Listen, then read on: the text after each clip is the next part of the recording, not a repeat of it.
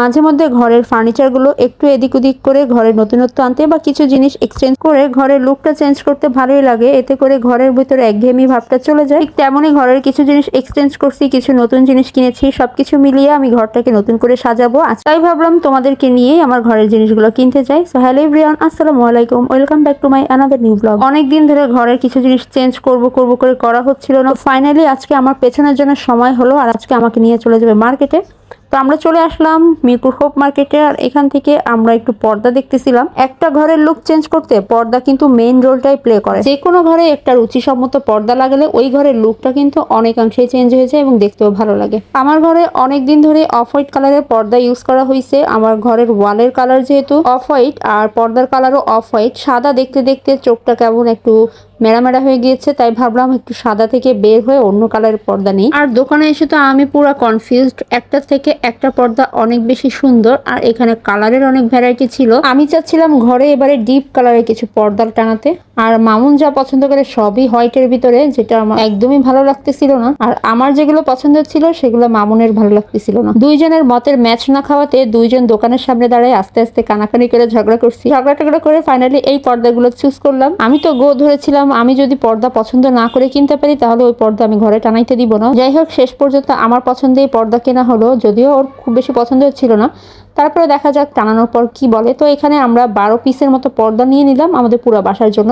ওটা নেওয়ার পরে আমার আবার এই কালারটা অনেক ভালো লাগতেছিল, ব্লু এর ভেতরে। আর আমরা কিন্তু মিরপুর হোপ মার্কেটের বেশ কয়েকটা স্ট্রিটের দোকান থেকে পর্দাগুলো দেখতেছিলাম, আর আমরা কিন্তু স্ট্রিট দোকান থেকে পর্দাগুলো কিনলাম। তো পর্দা কেনা হয়ে গিয়েছে, এখন আমাদের ঘরের জন্য কিছু কুশন কিনবো। পর্দার দোকানে যেহেতু কুশনগুলো পাওয়া যায়, আমরা 2টা কুশন নিয়ে নিলাম। সাথে এখন কুশনের জন্য 2টা কাভার খুঁজতেছিলাম। কুশন কাভারের জন্য আমরা ব্লক প্রিন্টের কাভারগুলোই চুজ করতেছিলাম। আর ব্লক প্রিন্টের কিন্তু এই পর্দাগুলো ভীষণই সুন্দর, ট্রেন্ডিং এ আছে। এই দোকানটাতে অনেক ভিড় থাকায় আমি মামুনকে বলতেছিলাম আমি দূরে দাঁড়ায় একটু ভিডিও করে, তুমি চুজ করো, কারণ ভিড়ের মধ্যে দাঁড়িয়ে আমার পক্ষে সম্ভব না যে আমি এখানে কাভার চুজ করি। তো এখানে 2টা কাভার নিয়ে নিলাম। আর এগুলো কিন্তু আমি আমার নেক্সট ব্লগে দেখাবো যে কি কি নিয়েছে আর কিভাবে ঘরটা গুছালাম। তো ওখান থেকে এখন আমরা চলে যাব মিরপুর 2 নম্বর স্টেডিয়াম মার্কেটে। তো রিক্সা নিয়ে আমরা সোজা চলে আসলাম স্টেডিয়ামে মার্কেটের ফার্নিচারের যে দোকানগুলো আছে ওখানে। এখানে কিছু ফার্নিচার কেনার আছে।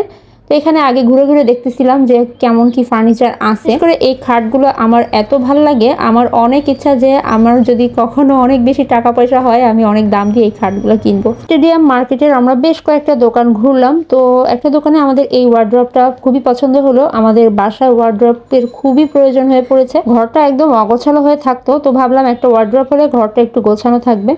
তো অনেকদিন ধরে এটা প্ল্যান ছিল, বাট সময়ের অভাবে আসলে আসা হচ্ছিল না।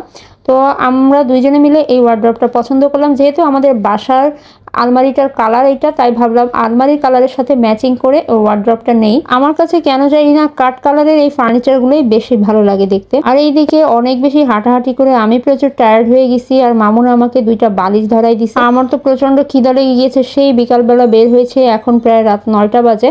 আর এদিকে মামুনের সাথে মার্কেটে আসলে তো তার অবস্থা নাজেহাল, কারণ ও প্রচুর ঘোরে মার্কেটে, আমার বড় বোনের মতো।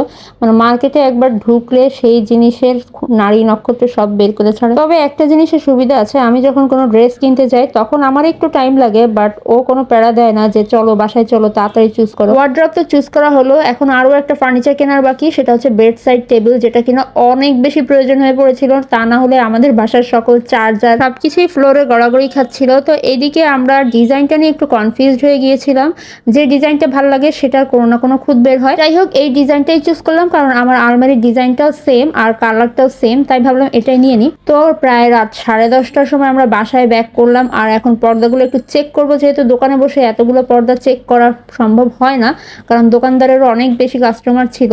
তো উনি বলতেছিল যে যদি কোনো সমস্যা হয় অবশ্যই নিয়ে আসবেন, চেঞ্জ করে দিব। আর এইদিকে সেই বিকাল 4টা থেকে রাত 10:30 পর্যন্ত আমাকে হাঁটায়, আমাকে টায়ার্ড বানাইছে। আমি বললাম যে আমি আর কোনো কাজ করবো না, আমি বসে বসে ভিডিও করি, তুমি দেখো। তো হচ্ছে পর্দা হচ্ছে একটু মেলায় দেখতেছিল যে কোনো সমস্যা আছে কিনা, আর হচ্ছে টানাই দেখতেছিল। ওই মূলত সব কিছু টানাচ্ছিল, পর্দাগুলো সব কিছুই হচ্ছে স্ট্যান্ডে ঢুকায়, এখন সেট করে দিবে এক এক করে দরজায়, 2টা দরজায়, তারপরে হচ্ছে 2 রুমের জানলায়। আর এই সাইডে দেখো আমার বড় বাজারে সেই ফুলগুলো রাখছি, যে আমি ফার্নিচার কিনে ফার্নিচারগুলোর উপর রাখবো। এখন কোন ফার্নিচারের উপর রাখবো একটা কিন্তু আমি দেখাই নাই, যে আরও একটা জিনিস কিনছি, সেটা কি, তো সেটা হচ্ছে কালকেই তোমরা দেখতে পারবে। তো আমাদের ফার্নিচারগুলো অর্ডার দিয়ে আসছিলাম, আগামীকালকে বিকালে আসবে। আর এইদিকে আমরা আগে পর্দাগুলো টানায় দেখতেছিলাম যে পর্দাগুলো আসলে কেমন লাগে। তো মামুন ওই রুমের পর্দাগুলো টানিয়ে এই রুমে চলে আসলো। অবশেষে ঘরের সাদা পর্দাগুলো খুলে একটু কালারফুল পর্দা লাগানো হবে। আমিও চাচ্ছিলাম যে একটু পিঙ্ক বেজের কোনো পর্দা টানাতে, কারণ পিঙ্ক বেজের পর্দা আমার কাছে ভীষণ ভালো লাগে দেখতে। আর আমার বাসার কালার যেহেতু অফ হোয়াইট, যে কোনো পর্দার কালারই ভালো লাগবে দেখতে। তো এটা টানানোর পরে আসলে অনেক সুন্দর লাগতেছিল, ঘরের লুকটাই চেঞ্জ হয়ে গিয়েছিল। তো এক এক করে সবগুলো পর্দা টানানো হয়ে গিয়েছে। আর মামুন বলতেছিল আসলে পর্দাটা সুন্দর হয়েছে, দোকানে আমার তেমন একটা ভালো লাগছিল না, বাট টানানোর পরে অনেক সুন্দর লাগতেছে পর্দাগুলো। তো এদিকে ভুলভালভাবে পর্দা ঢুকাইছিল, একটা রিং ঢুকছিল না, পরে ওটাকে খুলে আবারও লাগাই দিল। তো ফাইনালি আমাদের পর্দা সেট করা শেষ। এই তো আমাদের ডাইনিং ড্রয়িং এর এই পর্দাগুলো দেখতে এমন লাগতেছে, খুবই সুন্দর লাগতেছিল। এটা ছিল আমাদের ঘরের লুকটা। তো একটা পর্দা টানানোতেই ঘরের লুকটা অনেকটা চেঞ্জ হয়ে গিয়েছে। তো যাই হোক, পরের দিন বিকালবেলা চলে আসলো আমাদের ফার্নিচারগুলো তো অর্ডার দিয়ে আসছিলাম, কিন্তু ওয়েট করতেছিলাম যে কখন আসবে কখন ঘরটাকে নতুন ভাবে সাজাবো। আর এই তো টেবিল তো উপরে নিয়ে গেল, এখানে ওয়ার্ড্রপ আর সাথে আরো একটা জিনিস আছে যেটা কিনা উপরে গেলে তারপরে তোমাদের সাথে দেখাবো সেট করার সময়। তো এদিকে এক এক করে সব কিছু সিঁড়ি দিয়ে ওপরে নেওয়া হচ্ছিল। লিফটে যেহেতু এত ভারী ফার্নিচার ধরবে না, তো ওয়ার্ড্রপটা আমি আমার বেডরুমেই সেট করে দিলাম, এই সাইডটাতে আর কোনো জায়গা নেই। তো ফাইনালি চলে এসেছে আমাদের অনেক শখের একটা জিনিস, সেটা হচ্ছে টিভি ক্যাবিনেট। আর এই টিভি ক্যাবিনেটের জন্যই মূলত কালকে রাত্রে না এনে আমরা আজকে বিকালবেলা আনলাম, কারণ এটা কারখানাতে ছিল। ঘরের ফার্নিচারগুলো জায়গা মতো সেট করা হয়ে গিয়েছে, এগুলোতে আবার একটু ডেকোরেশন করতে হবে।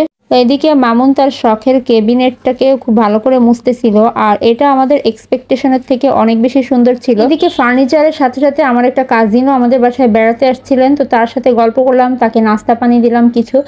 তারপরে গল্প করতে করতে আজকের ভিডিওটা আমি এখানে শেষ করে দিচ্ছি। আর আমার হোম ট্যুরের ভিডিওটা আমি অলরেডি মেক করে রাখছি, তোমাদের সবার সাথে শেয়ার করবো। নেক্সট ব্লগ দেখতে কিন্তু অবশ্যই আমার পেজের সাথে থাকবে। আল্লাহ হাফেজ।